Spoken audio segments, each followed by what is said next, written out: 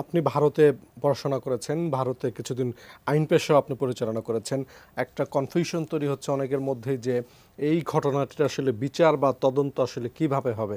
আপনি ভারতীয় আইন এবং বাংলাদেশের আইন দুইটাই যদি একটু ব্যাখ্যা করে আমাদেরকে একটু বলতেন।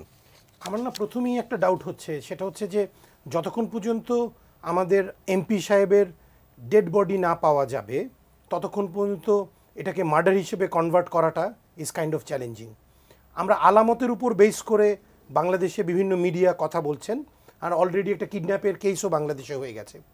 ইন্ডিয়ান আইনের আন্ডারে যখন একটা এই ধরনের কগনাইজেবল অফেন্স হয়ে যায় তখন কিন্তু বাংলাদেশের মতন আপনার ওখানে এফআইআর করা বা রেগুলার কমপ্লেন করা ইজ নট মাস্ট। ইনফরমেশন পাওয়ার সাথে সাথে পুলিশ এটাকে রেজিস্টার করে ফেলে। সিন্স এই পার্টিকুলার অফেন্সটা ইন্ডিয়াতে হয়েছে এবং একটু sensitise offence, because he is a member of parliament in Bangladesh, তাই ইন্ডিয়াতে ওরা এখন টু স্টেজেস ইনভেস্টিগেশন শুরু করেছে। ওদের যেই ফরেন্সিক ডিপার্টমেন্টটা সেটা হচ্ছে সেন্ট্রাল গভর্নমেন্টের আন্ডারে, যার ফলে দিল্লি থেকে একটা টিম এসে ওরা এখন ফরেন্সিক এভিডেন্সগুলো কালেক্ট করছে। আর সেকেন্ডারি পার্টিকুলার অফেন্সটা যদি অ্যাকচুয়ালি হয়ে যায় তাহলে Barrackpore police under West Bengal ওরা তখন ফর্মাল কেসের আন্ডারে এই পার্টিকুলার কেসটার ইনভেস্টিগেশন টেক আপ করবে।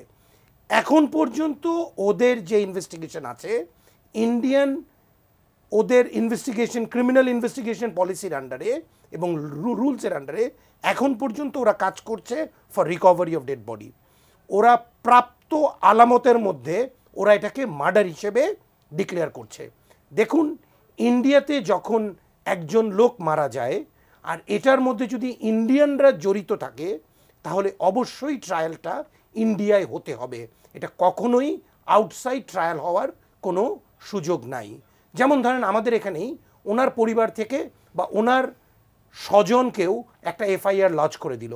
সেই এফআইআরের মধ্যে বাংলাদেশের পুলিশ তথ্য উপাত্তর উপর বেস করে ওরা 3 জন ইন্ডিয়ানকে পেল। ইন্ডিয়ানকে পেলে যে কেসটা লজ হবে সেটা যদি কোর্টে যায়, ট্রায়াল করে এবং ট্রায়ালে ওই ইন্ডিয়ান নাগরিকদের সম্পর্কিত পাওয়া যায় বা ওদের ইনভলভমেন্ট পাওয়া যায়, তাহলে কি ইন্ডিয়ান লোককে বাংলাদেশে ফাঁসি বা যাবজ্জীবন বা অন্য কোনো ধারায় ওদের কোনো সাজা দিতে পারবে? That is not possible.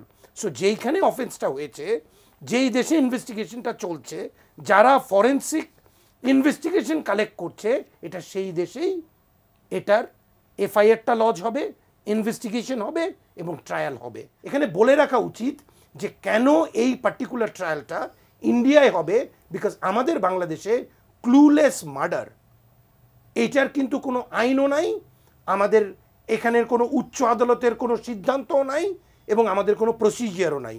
এবং এই ক্লুলেস মার্ডার ইনভেস্টিগেশন করার মতন ওই তথ্য উপাত্ত এবং টেকনোলজিক্যাল ব্যাকআপ আমাদের দেশে নাই।